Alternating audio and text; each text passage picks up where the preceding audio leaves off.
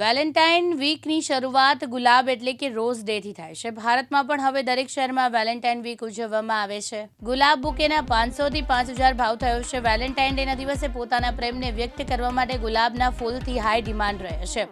લાલ ગુલાબનું ફૂલ એ પ્રેમનું પ્રતીક ગણાય છે. વેલેન્ટાઇન વીકમાં મોંઘીદાટ ગિફ્ટો આપ્યા પછી એક રેડ રોઝ ખરીદવા માટે પ્રેમીઓએ ખિસ્સા ખાલી કરવા પડી શકે છે, કારણ કે ગુલાબની કિંમત આસમાને પહોંચી છે. ગુલાબના બુકેનો ભાવ 1000 ને પાર પહોંચ્યો છે.